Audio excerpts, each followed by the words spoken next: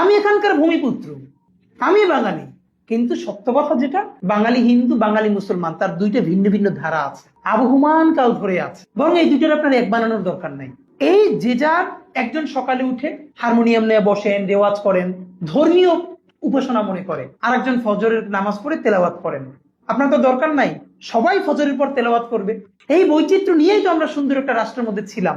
অন্তত গত 20 বছরে যেসব শিক্ষকরা গল্পে, লেখনির মাধ্যমে, ক্লাসরুমে, লেকচারে এই ফোবিয়াকে প্রাতিষ্ঠানিকীকরণ করছে, তাদেরকে একাডেমিকলি ডকুমেন্টেশনের মধ্যে দিয়ে এক্সপোজ করা দরকার। আজকে যদি আমার দেশ নয়া দিগন্ত, দিগন্ত টিভিতে হামলা করা বৈধ হয়, তাহলে এই দেশে একদিন 71 টিভিতে হামলা করা বৈধ হবে, এবং সেটা হয়েছে না। আজকে যদি ইসলামোফোবিয়া অপরাধ হিসেবে বিবেচিত না হয়, আল্লাহ না করুক, তাহলে হিন্দু ফোবিয়া তো একসময় অপরাধ হিসেবে বিবেচিত হবে না। কিন্তু আমরা তো কোনো ফোবিয়াই চাই না। তা আমাদের যেটা মূল কথা, এই যে আজকে আমরা ঢাকা বিশ্ববিদ্যালয়ে ইসলামোফোবিয়া বলি, এইটা তো আজকে তৈরি হয় নাই। যেমন আমরা এই প্রশ্ন তো কখনোই কেন তুলি না যে মোহাম্মদ আলী জিন্নাহ, অবাক করার মতো ব্যাপার হলো মোহাম্মদ আলী জিন্নাহকে নিয়ে সুকান্ত ভট্টাচার্য পর্যন্ত কবিতা লিখছে, সুফিয়া কামালের বিরাট কবিতা আছে। এর মানে এই যে আমাদের যে আজাদি, সেখানে তো মোহাম্মদ আলী জিন্নাহ নিশ্চয়ই বিরাট কন্ট্রিবিউশন।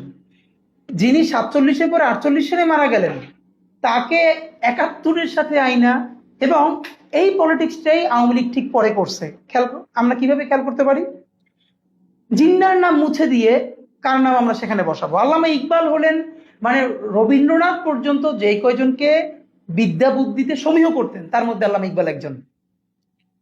আল্লামা ইকবাল হলো এত বড় তাত্ত্বিক, তার নামে ঢাকা বিশ্ববিদ্যালয় হল হলো। মুক্তিযুদ্ধের পরে সেই নাম পরিবর্তন কেন?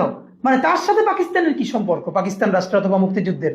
আল্লামা ইকবাল নাই, জিন্নাহ নাই। আমি একে যদি বলি, এই যে আমাদের শেরে বাংলার নামে অথবা ফজলুল হক মুসলিম হল, এই মুসলিম হলের মুসলিম, সলিমুল্লাহ মুসলিম হল মুসলিম, মানে প্রবলেমটা হলো এই মুসলিমটা প্রবলেমেটিক হয়ে উঠলো কেন? কাজী নজরুল ইসলাম ছিল, ওই যে নজরুল কলেজ ছিল, কাজী নজরুল ইসলাম কলেজ।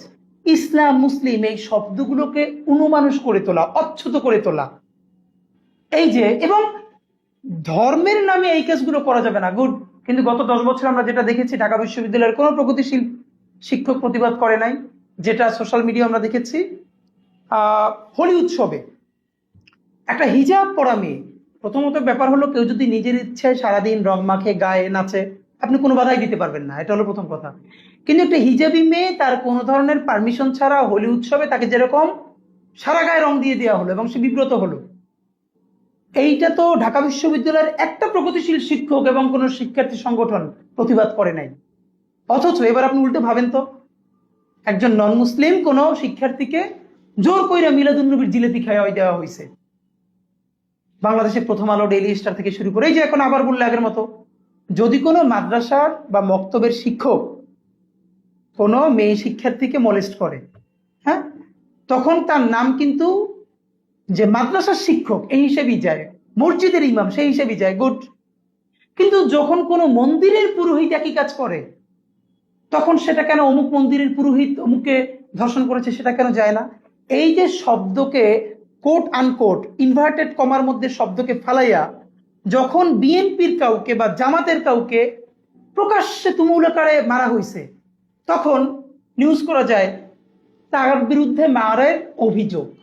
এইটা হলো অভিযোগ, প্রথম আলো, ডেইলি স্টার বলতে পারতেছে, কারণ তার সাংবাদিক নেই, সে জানে না।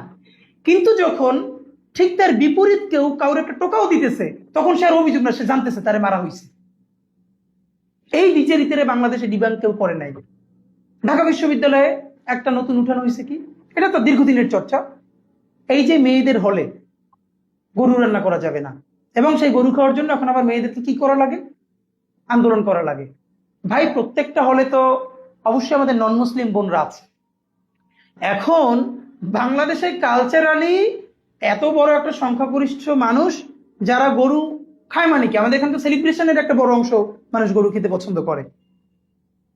ফ্যাক্ট হইল, আপনার কাজ কি? আপনার কাজ হইল আপনি আপনার যে গরু পছন্দ করে না তার জন্য ভিন্ন আয়োজন করবেন, দাবি হবে এইটা। কিন্তু সেই দাবি না করে যখন যে গরু রান্না করা যাবে না, তাইলে এখন ধরেন আমি যখন ইউরোপে যাব, আজকে আপনারা আমাদেরকে যারা মানবাধিকারের কথা শিখায়, তো ইউরোপে তো একই রান্না করে, যেখানে মুসলমানের জন্য বিফ রান্না করে সেখানে তো পর্ক রান্না করে। আমি যদি সেখানে বলি যে এখানে পর্ক রান্না করা যাবে না, তখন তো আবার আপনি কি বলবেন? যারা মানুষের অধিকার বিশ্বাস করে না। তখন আপনি আমার কি শিখাবেন? তখন বলবেন না যে পর্ক রান্না করে তার মতো করে, কিন্তু আপনার মতো বিফটা ঠিক মতো রান্না করে কিনা, দ্যাট ইজ ইম্পর্টেন্ট। তাহলে একই কথা কেন ঢাকা বিশ্ববিদ্যালয়ের রোকেয়া হলে খাটে না? যে গরু খাবে তার জন্য আপনি গরুর ব্যবস্থা করবেন, আর যে গরু পছন্দ করে না তার জন্য বরং তাদেরকেই আপনি একটা কমিটি করে দেন যে কোনোভাবে তোমাদের এই খাবারের সাথে ডিস্টারবেন্স তৈরি হচ্ছে কিনা। এই যে দ্বিচারিতা। এখন আপনি বলবেন ভাই গরু তো খুবই ছোট একটা ইস্যু, এই ইফতার মাহফিল খুবই ছোট একটা ইস্যু, এই বটতলা একটু কোরআন তেলাওয়াত এটা তো খুবই ছোট একটা ইস্যু। এই ছোট ইস্যুগুলো তো এত ছোট না। এই সিম্বল গুলোকে নাই করার মধ্য দিয়ে আপনি কি পারতেছেন? পরবর্তীতে আমার ডিপার্টমেন্টে আমার আজকে তো যে ফেরদৌস স্যারের নাম বলে ফেলি, ভদ্রলোক স্যার বেঁচে আছেন, একটা মেয়ে হিজাব পড়া, উনি 10 থেকে 12টা ক্লাস নিছে স্যার পুরো সেমিস্টারে। এর মধ্যে উনি পড়াবেন ইন্টারন্যাশনাল পলিটিক্স। যদি ওনার টপিকেও কাভার করতো তাইলেও আমি বুঝতাম, কিন্তু উনি ও কেন হিজাব পরে, ওর কথা তিনি হয়তো ঠিক মতো শুনতে পারেন না, এই জন্য তিনি প্রতিদিন পড়াইতেছেন হজের সময় তো মক্কায় মদিনায় কেউ হিজাব করে না, তাতে কি হজ হয় না? তাইলে তোমরা কেন করো? মানে এটা কি আপনার টপিক? এটা কি আপনার টপিক কাভার করে, আপনার সিলেবাস কাভার করে? আপনার হজ পড়াইতে বলছে। সোশিওলজিতে আমার ভাগ্নি পড়ে, এক ম্যাডাম প্রতিদিন এসে গাল গল্প করবার চেষ্টা করতেছেন, তার ফ্রিজে ড্রিঙ্কস থাকে, তার বন্ধুরা অলওয়েজ ড্রিঙ্ক করে, তাতে তাদের ইমান নষ্ট হয় না। এইটা কি আপনার টপিক কাভার করে? এখন একই কথা যখন আপনার বিপরীত শ্রেণী মানুষ বলে, তখন তো আপনি তার ছাই মেখে ধরেন। এখন আমাদের আফসোস হইল এই সিম্বলকে নাই করার মধ্য দিয়ে, এই পালা পার্বণ গুলোকে নাই করার মধ্য দিয়ে এখানে ইসলামোফোবিয়ারে এমন জাস্টিফাইড করা হয়েছে যে এইটাই মূলধারা, এইটাই কালচার। যে জন্য তসলিমা নাসরিন বলতে পারতেছে যে আসলে বাঙালি সংস্কৃতি মানে হিন্দু সংস্কৃতি। আর এই কারণে একটা কর্নার গ্রুপ এখন বলতেছে আমরা বাঙালি না। কেন আমি বাঙালি না মানে কি? আমি এখানকার ভূমিপুত্র, আমি বাঙালি, কিন্তু সত্য কথা যেটা, বাঙালি হিন্দু বাঙালি মুসলমান তার দুইটা ভিন্ন ভিন্ন ধারা আছে, আবহমান কাল ধরে আছে। বরং এই দুইটার আপনার এক বানানোর দরকার নাই। এই যে যার একজন সকালে উঠে হারমোনিয়াম নিয়ে বসেন, রেওয়াজ করেন, ধর্মীয় উপাসনা মনে করে, আর একজন ফজরের নামাজ পড়ে তেলাওয়াত করেন। আপনার তো দরকার নাই সবাই ফজরের পর তেলাওয়াত করবে। এই বৈচিত্র্য নিয়েই তো আমরা সুন্দর একটা রাষ্ট্রের মধ্যে ছিলাম। আমি আজকে বলি আপনার, ধরেন আমি আমারে একটা ভালো রিসার্চ স্যাম্পল এই হিসেবে মনে করি। আমি তো প্রথমত ইন্টার পর্যন্ত মাদ্রাসায় পড়েছি। আমার আব্বা আমার কমিউনিটির অত্যন্ত রক্ষণশীল একজন আলেম ছিলেন। কিন্তু এর সাথে বলে রাখি, আমার আমার পুরো পরিবার পর্দা করে, এবং আমি আমার বাসা থেকে কালী মন্দির 1 মিনিটের দূরত্ব। দুইটা ঘটনা আজকে খুব মনে পড়ে। এটা মা বলেছে এবং পরবর্তীতে শুনেছি, যখন বাবরি মসজিদ হামলা হয়েছে ভারতে, তার রিয়াকশনে বাংলাদেশের কিছু মন্দিরে হামলার চেষ্টা হয়েছে, বিক্ষুব্ধ মানুষ। আমার আব্বা হলেন আমার উপজেলা মসজিদের ইমাম সমিতির সভাপতি। ইমামদেরকে নিয়ে কমিটি কইরা আব্বা রাতের পর রাত মন্দির পাহারা দিতেন। তিনি মনে করতেন যে জালেম না, তার বিরুদ্ধে জুলুম করাও আর একটা জালেম জুলুম। কারণ ভারতে যে বাবরি মসজিদ ভাঙছে সেই তো এখানে নাই, সুতরাং সেইটার প্রশ্নে এখানে মন্দির হামলা করাও আর একটা জুলুম, জুলুমের বিপরীতে জুলুম করা যাবে না। এবং আমার বাপের এইটা করার জন্য কোনোদিন সেকুলার হওয়া লাগে নাই, এইটা তার ইমানি দায়িত্ব মনে করে করছেন। আমার মা এরকম একজন পর্দানশীল মানুষ, কিন্তু আমি আজকে বলতে পারি আমার এলাকার অনেক হিন্দু মাসে পিসির গহনা আমার মায়ের কাছে গচ্ছিত থাকে। এই জন্য তো আমার মায়ের কোনোদিন পুজোর নাড়ু খাওয়া লাগে নাই। এই যে আমার মাকে এরকম করেই তারা সম্মান করে, আবার আমরা তাদেরকে তাদের মতো করে সম্মান করি। এবং দেখেন বাংলাদেশে কি পরিমাণ এইগুলো নতুন সাম্প্রদায়িক সম্প্রীতি ছড়ানোর জন্য করা হয়, যা জীবনে লাগে নাই। আমার বাসার 5 মিনিটের দূরত্বে মিনিমাম 5টা মন্দির। আজীবন দেখে বড় হয়েছি, যখনই মাগরিবের আজান পড়তো বা কোনো আজান পড়তো, ওই সময়টা অনার কইরা মন্দিরগুলো কিছুক্ষণ ঢাক বাজানো বন্ধ রাখতো। আবার আমার আব্বা পুরো পুজোর 3 দিন 5 দিন সারাক্ষণ খোঁজ রাখতেন যেখানে কোনো ধরনের অঘটন ঘটানোর প্রচেষ্টা করতেছেন কিনা। কারণ মুসলিম মেজরিটির ইমানি দায়িত্ব হইল তার মাইনরিটিকে রক্ষা করা। সেই জন্য তো আমার বাপের গিয়া নকুল দানা খাওয়া লাগে নাই। এইগুলোই ঢাকা বিশ্ববিদ্যালয়ে করানো হয়েছে। কেমনি করানো হয়েছে যে আপনি হোলি উৎসব ঢাকা বিশ্ববিদ্যালয়ে খুব সুন্দর করে সেলিব্রেটেড হবে, হওয়ার মধ্যে কোনো সমস্যা নাই, কিন্তু হিজাব পরা মেয়েটারে ধৈর্য আপনি রং মাখাই দিতেছেন, এর প্রতিবাদও কেউ করতে পারতেছে না। ঠিক উল্টা যদি আজকে কেউ মিলাদুন নবীর জিলেপি ধৈর্য কেউ কেউ খাওয়াই দেয়, তখন দেশে অবস্থাটা কি হবে? এইটার বিরুদ্ধে আমাদেরকে কথা বলতে হবে। এখন এভাবে বললে হবে না, আমি বরং যেটা উচিত, অন্তত গত 20 বছরে যেসব শিক্ষকরা গল্পে, লেখনির মাধ্যমে, ক্লাসরুমে, লেকচারে এই ফোবিয়াকে প্রাতিষ্ঠানিকীকরণ করছে, তাদেরকে একাডেমিকলি ডকুমেন্টেশনের মধ্যে দিয়ে এক্সপোজ করা দরকার। পুরো কোর্সের মধ্যে মেডিয়েভেল পিরিয়ডের যেখানে ভালো কথা আছে শেষে পড়াবে না। এবং আরেকটা বলি, বাংলাদেশের পাবলিক বিশ্ববিদ্যালয়ের শিক্ষকদের ক্ষমতার হ্রাস কমানো উচিত। ওয়েস্টের পাবলিক ইউনিভার্সিটির ধারণা আর বাংলাদেশের পাবলিক ইউনিভার্সিটির ধারণা এক না, এখানে বিশ্ববিদ্যালয় নেই।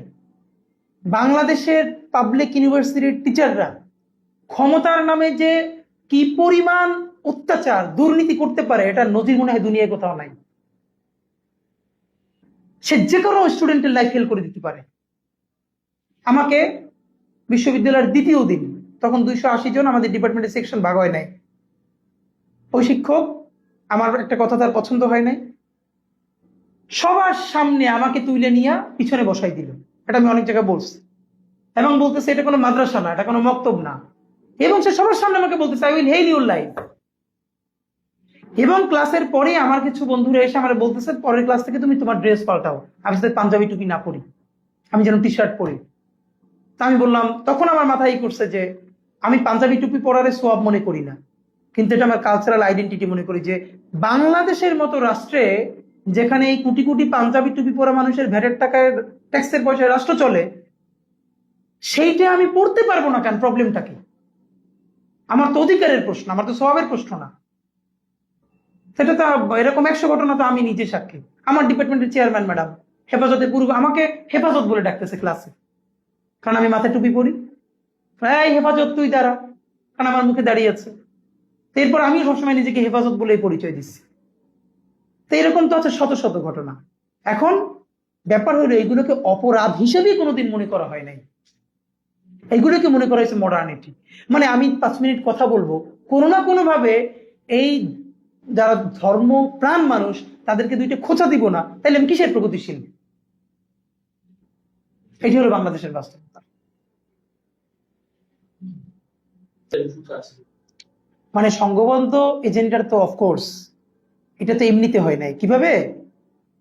আপনি একটা বিশ্ববিদ্যালয়ে যখন ফ্যাকাল্টি সার্চ করবেন, ফ্যাকাল্টি নিয়োগ দিবেন, সেইখানে কারা দায়িত্বে থাকবে, স্বাভাবিকভাবেই তাদের মনস্তত্ত্ব কেমন হবে, এইভাবেই তো সবাই নিজেকে গড়তে চাইবে। নাম্বার 1। ফাঁকে আমি বলে রাখি, এই যে বাংলাদেশের বিশ্ববিদ্যালয়গুলো শিক্ষক নিয়োগ হয়, এটা কোনো প্রক্রিয়া? লিখিত পরীক্ষা নাই, থাকলেও তো সেখানে প্রশ্ন ফাঁস করে দিবে। সব থেকে ভয়াবহ ব্যাপার হলো কোনো ডেমো নাই।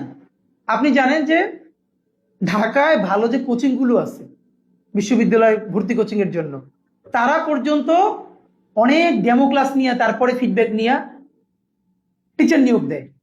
আর বিশ্ববিদ্যালয়ের মতো জায়গায়, হয়তো সবাই ঢাকা বিশ্ববিদ্যালয় বলতে তো দিতে নাই, প্রত্যেকটা ডিপার্টমেন্টে সর্বোচ্চ 10% টিচার থাকতে পারে, ওই 50 মিনিট ধৈর্য নিয়ে তার কথা শোনা যায়, বাকি 90% তো অখাদ্য।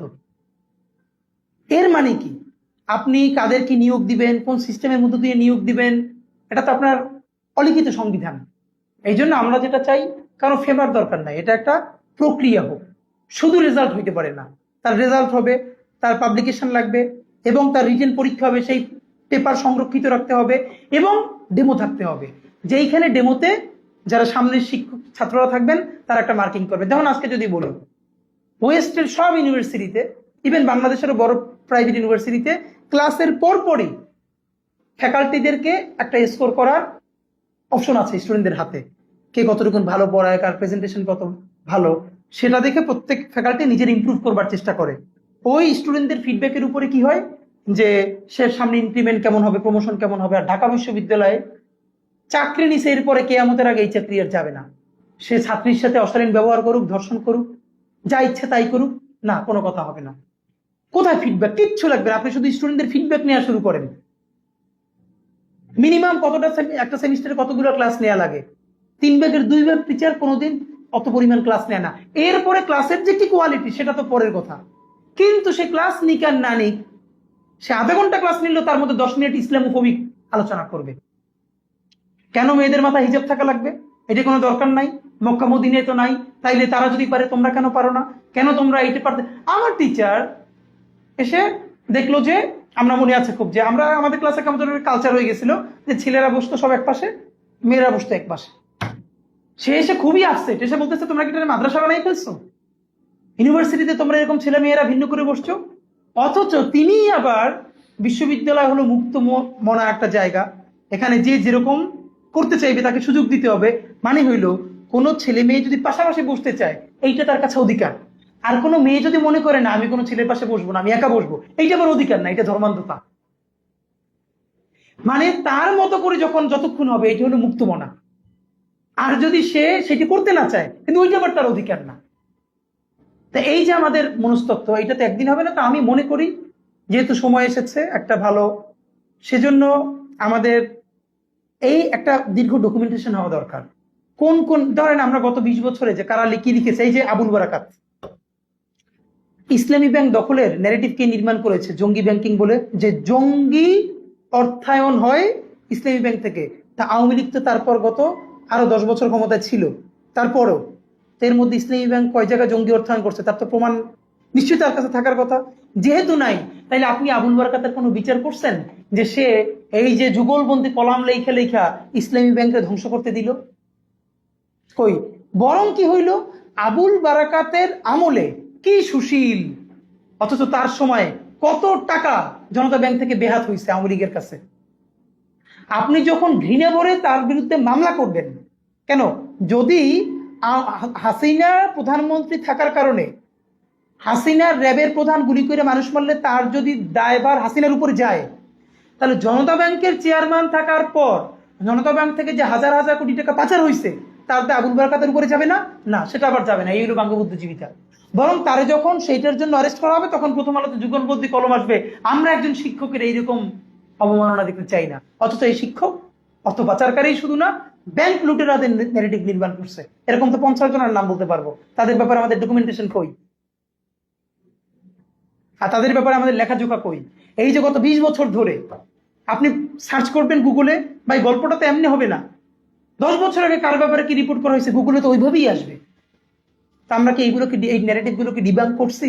আমরা কি তাদের বিচার করছি, অথবা বিচারের জন্য একটা কমিশন করছি? উচিত ছিল কি, কালচারালি কারা ফ্যাসিবাদ কায়েমে ভূমিকা রাখছে লেখালেখির মধ্য দিয়া, আপনি সেটা তো অ্যাটলিস্ট একটা ডকুমেন্টেশনের মধ্যে আনা উচিত। আমরা তো পারি নাই। এটা তো রাষ্ট্রীয় উদ্যোগে হওয়া উচিত। কারণ আমি সেই ছোটবেলায় বলেছিলাম, আমি যখন কোচিং ক্লাস নিতাম, আজকে যদি আমার দেশ নয়া দিগন্ত দিগন্ত টিভিতে হামলা করা বৈধ হয়, তাহলে এই দেশে একদিন 71 টিভিতে হামলা করা বৈধ হবে। এবং সেটা হয়েছে না। আজকে যদি ইসলামোফোবিয়া অপরাধ হিসেবে বিবেচিত না হয়, আল্লাহ না করুক, তাহলে হিন্দু ফোবিয়া তো একসময় অপরাধ হিসেবে বিবেচিত হবে না। কিন্তু আমরা তো কোনো ফোবিয়াই চাই না, আমরা তো ইনসাফ চাই। সেটাই। আরেকটা বিষয় যদি বলতেন, যেমন ঢাকা ইউনিভার্সিটি গড়তলা যে গ্রন্থগার শিক্ষার্থীদের যারা আয়োজন ছিল, তাদের কেউ কেউ বলে যে তাদেরকে বিশ্ববিদ্যালয় প্রশাসনিক দায়িত্ব ছিলেন, প্রশাসনিক চাপ ছিল। আবার তারা কেউ বলছে যে ভারতীয় হাইকমিশন থেকে প্রেশার আসছে। আপনি কি ইসলাম খুবের ক্ষেত্রে ভারতীয় আধিপত্যবাদের কোনো কানেকশন পান? না, এটা তো খুব কমন বাংলাদেশে। দেখেন, দিল্লির ব্যাপারটা হলো এই জন্য অনেকে বলেন না যে বাংলাদেশে চায়না হেজিমনি তৈরি করতে পারবে কিনা। আমি জানি না চায়না কি পারবে, কারণ আপনি সারা ঢাকার মধ্যে ঘুরে কয়টা চাইনিজ কালচারাল সেন্টার পাবেন? ভাই, ক্ষমতাটা শুধু বন্দুক আর সচিবালয় দিয়ে নিয়ন্ত্রিত হয় না। ইন্ডিয়া যতগুলো ইন্দিরা গান্ধী কালচারাল সেন্টার থেকে শুরু করে যতগুলো কালচারাল স্টেক সে নিয়ে নিছে, বাংলাদেশ থেকে ধরেন আজকে যদি এই প্রশ্ন করি, বাংলাদেশের একজন প্রফেসর তারা যদি পাকিস্তান আজকে নিয়ে তাদের একটা একাডেমিক পুরস্কার দেয়, অথবা আওয়ামী লীগের আমলে দিত, যে খুবই একটা প্রসিদ্ধ ইউনিভার্সিটি ধরেন পাকিস্তানের, সে বাংলাদেশের ঢাকা ইউনিভার্সিটি কোনো একজন ফ্যাকাল্টিকে নিয়ে তার একাডেমিক এক্সিলেন্সের স্বীকৃতি স্বরূপ একটা পুরস্কার দিল, সে কি আর দেশে ফিরতে পারতো পাকিস্তানি অ্যাওয়ার্ড পাইয়া? না। তাহলে একই প্রশ্ন, আনিসুজ্জামান কিভাবে ভারতের সব থেকে বেসামরিক বড় পুরস্কারটা পান, কিন্তু সেইটা আনকোশ্চেনেবল থেকে যায়। মানে পাকিস্তানের যে কোনো পুরস্কার অবশ্যই এটা কোশ্চেনেবল, কিন্তু ভারতে গিয়া লাইন ধরে পুরস্কার নিয়ে আসবেন, সেইটা কেন আনকোশ্চেনেবল? সেটা কেন প্রশ্ন তোলা যাবে না? লাইন ধরে গিয়ে আপনি কলকাতার সিনেমা অভিনয় করে কি অ্যাচিভ করতে চান? আপনি শেখ মুজিবকে নিয়ে সিনেমা বানাইতে চান, আপনি যত টাকা খরচ করছেন আপনি চাইলে হলিউডের লোক আইনাও করতে পারতেন, আপনি কেন ইন্ডিয়ান দিয়ে করতেছেন? এটা আমরা বুঝি না। আপনি কাদেরকে খুশি রাখতে চান? সেটা তো খুব ক্লিয়ার। ইভেন অনেক জায়গায় ঢাকা বিশ্ববিদ্যালয়ের ভিসি পর্যন্ত এই ডিসিশন গুলো নিতে পারতো না, যে কোন জায়গায় কোরআন তেলাওয়াতের প্রোগ্রাম হবে কি হবে না, এই ক্লিয়ারেন্স ঢাকা বিশ্ববিদ্যালয়ের ভিসিরাতেও ছিল না। ইন্ডিয়ান এম্বাসি যে ব্যাপারে রাগ করবে, এ ব্যাপারে কোনো ক্লিয়ারেন্স দেওয়া যাবে না, কথা সোজা। তো অঘোষিত। বরং ঢাকা বিশ্ববিদ্যালয়ের ভিসি ছাত্রলীগের সভাপতির সাথে কনসাল্ট করতেন এই ব্যাপারে, যে এই ব্যাপারে আমাদের কি করণীয়, কি করা উচিত। এই জন্য আমরা কি বলি, আমরা দিল্লির আধিপত্যবাদে আমরা শুধু এটা মনে করি না সে হঠাৎ করে একটা জমি দখল করে নিচ্ছে, এই যে সাংস্কৃতিক আধিপত্যবাদ। এবং এখনো এই যে বাংলাদেশের ঢাকা বিশ্ববিদ্যালয়ের ডানপন্থী শিক্ষকরা, তাদেরকে নিজেদের কারো মাজা সোজা আছে, শিরদেরা সোজা আছে, তাদের নিজেদের ব্যাপারে তো নিজেদের বোঝাপড়া নাই। লড়াইটা অনেক কঠিন, অনেক কঠিন সামনের সাংস্কৃতিক। এবং আমি মনে করি সামনের সাংস্কৃতিক লড়াইয়ে যারা বিজয়ী হবে, মূলত তাদের হাতেই রাজনৈতিক বিজয় হবে। রাজনৈতিক বিজয় জিনিসটা সাংস্কৃতিক লড়াইয়ের একটা অংশ, এছাড়া কোনোদিন হবে না। এই যে ইদানিং বাংলাদেশে কিছু বুদ্ধিজীবীদেরকে দেখি পাঠক সমাবেশে ভাইফোঁটার প্রোগ্রাম কইরা, মুসলমানের ছেলে, এরপরে বাঙালির ভাইফোঁটা, বাংলাদেশের ভাইফোঁটা এটা লিখে পোস্ট দিতেছে। এখন কোন হিন্দু বন্ধু কি কোনোদিন বাঙালির মিলাদুন নবী এইটা লিখে পোস্ট দিবে বাংলাদেশে? দিবে না তো। এখন ভাইফোঁটাকে যে সার্বজনীন করা যায়, কিন্তু মিলাদুন নবী ব্যাপারটা হইলো একটা সাম্প্রদায়িক ব্যাপার।